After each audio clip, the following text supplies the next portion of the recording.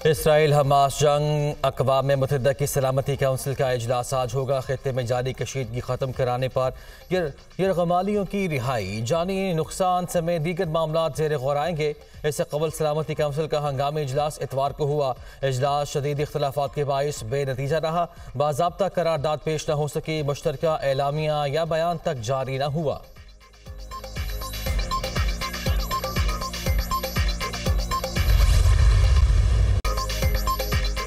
Israel की निहत्थे फ़लस्तीनियों पर बर्बरियत। गजा में गुज़िश्ता रोज़ से 450 मकामात पर बमबारी।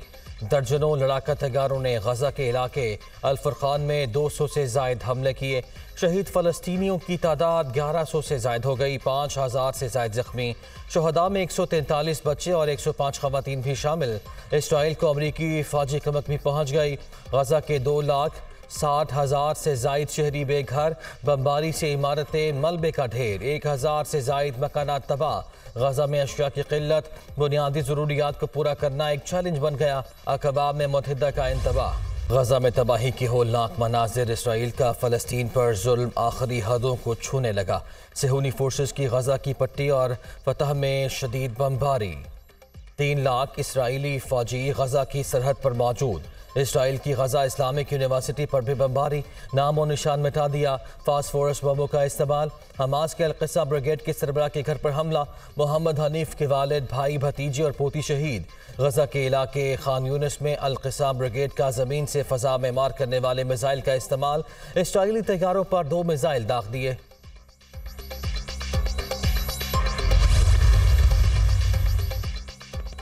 हमास के खात्मे के लिए बराह रास्त अहकाम दिए जाएंगे। इसराइली वज़ीर आज़म नेतन्याहू का ऐलान। नेतन्याहू का कहना है कि हम नेशनल इमरजेंसी गवर्नमेंट बना चुके हैं। हुकूमत का क़याम जंग जारी रहने तक रहेगा। अमरीकी वज़ीर ख़ारिजा एंटनी ब्लिंकन दौरा इसराइल के लिए रवाना हो गए। एंटनी ब्लिंकन मशरिक़ वस्ता में जारी कशीदगी ख़त्म कराने और यरगमालियों की रिहाई को यकीनी बनाने की कोशिश करेंगे। अमरीकी वज़ीर ख़ारिजा ने कहा है कि अमरीका इसराइल के दिफा को यकीनी बनाएगा।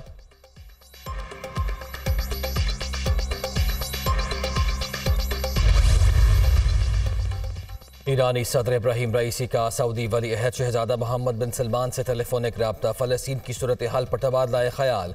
फ़लस्तीनियों के खिलाफ जंगी जराइम के खात्मे के मामले पर इत्तफाक किया गया। आम समझौते के बाद दोनों रहनुमाओं के बाद ये पहला रब्ता है।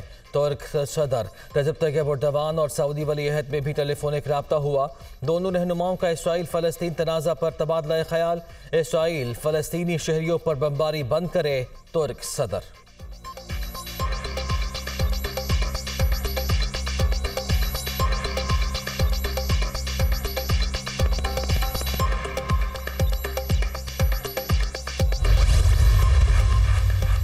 चीन का एक बार फिर इसराइल फ़लस्तीन तनाज़े के 2 रियासती हल पर जोर। चीनी वज़ारत ख़ारिजा के तर्जुमान का कहना है कि फ़लस्तीन इसराइल तनाज़े का बुनियादी हल आम मुज़ाकरात की बहाली है। उधर रूस ने भी फ़लस्तीनी रियासत के क़याम की हिमायत का ऐलान कर दिया।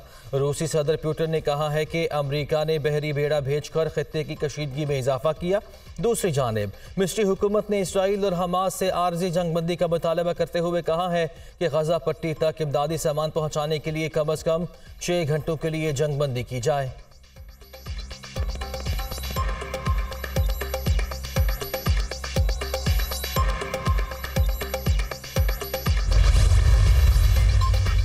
बरतानवी इसराइली वज़ीर फ़लस्तीनी हमले का सायरन बजते ही भाग खड़े हुए। बरतानवी वज़ीर ख़ारिजा जेम्स कैलोरली दौरा इसराइल के दौरान इसराइली हम मनसब से बातचीत के दौरान रॉकेट हमले का सायरन बजने लगा। सायरन बजते ही जेम्स कैलोरली और इसराइली वज़ीर ख़ारिजा पनाह के लिए इमारत की तरफ दौड़ने लगे।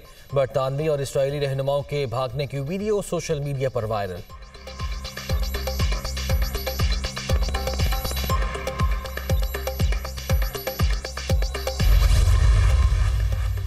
सुप्रीम कोर्ट के फैसले में अपील का हक माजी से देने की शिक 8-7 के तनासुब से मुस्तरद की गई। अक्सरियती फैसले से इख्तलाफ करने वालों में चीफ जस्टिस काजी फैज़ ईसा, जस्टिस सरदार तारिक मसूद, जस्टिस मंसूर अली शाह, जस्टिस अमीनुद्दीन खान शामिल। जस्टिस जमाल खान मंदुखेल, जस्टिस अतहर मिनल्ला और जस्टिस मुसरत हिलाली ने भी इख्तलाफी नोट लिखा। 8 जज साहिबान ने माजी से इतलाक़ के शिक को मुस्तरद किया। फुल कोर्ट बेंच के फैसले में आइंदा मुकदमात में अपील का हक देने की कानूनी शिक पर भी इख्तलाफ राय सामने सामने आया। 9 अदद साहिबान अपील का हक देने के हामी, 6 जजेस ने इख्तलाफ किया।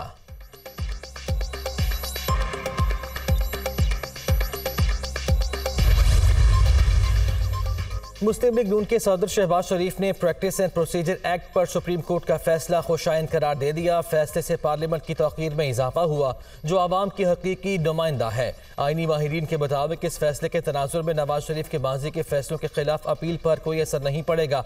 शहबाज शरीफ का अदालती फैसले पर ट्वीट।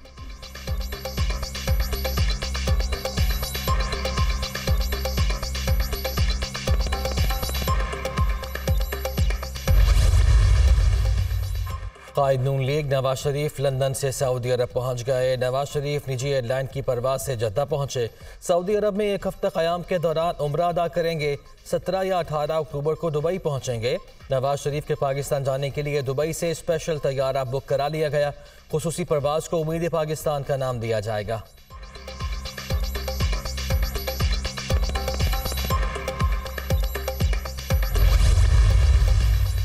सारे तजुर्बे फेल हो गए, तजुर्बा एक ही कामयाब रहा, वो है नवाज शरीफ। अवाम परेशान है, इसलिए नवाज शरीफ आ रहा है। मुश्किलात से कैसे निकलें, हाल नवाज शरीफ बताएंगे। लीग कायद कौम को अच्छे दिन दिखाएंगे। 2024 से 2029 के 5 साल में पाकिस्तान को माशी तौर पर नाकाबिल तस्खीर बनाया जाएगा। नौजवानों को रोजगार मिलेगा। चीफ ऑर्गेनाइजर नून लीग मरियम नवाज की NA 128 और NA 129 के बल्दियाती नुमाइंदों और कारकुनों से खिताब।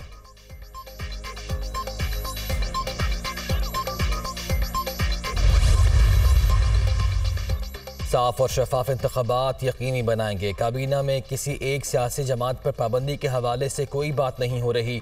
PTI समेत तमाम जमातों को इलेक्शन में हिस्सा लेने का हक है। 9 मई के मुकदमात एक कानूनी अमल है। इस कानूनी अमल से किसी को इलेक्शन से रोका जाएगा तो कानून पर अमल करेंगे। नवाज शरीफ 3 दफ़ा वज़ीर आज़म रहे, बड़ी जमात के सरबराह हैं। किसी भी सियासी जमात का सरबराह मिलना चाहता है तो क्यों नहीं मिलूंगा। करेंसी मार्केट में गैर कानूनी सरगर्मियाँ रोकने का क्रेडिट मिलिट्री लीडरशिप को जाता है। FIA और कस्टम के महकमे ठीक काम कर रहे होते तो फौज से दरख्वास्त ना करता। निगरान वज़ीर आज़म अनवारुल हक काकड़ का दुनिया न्यूज़ के प्रोग्राम ऑन द फ्रंट में इंटरव्यू।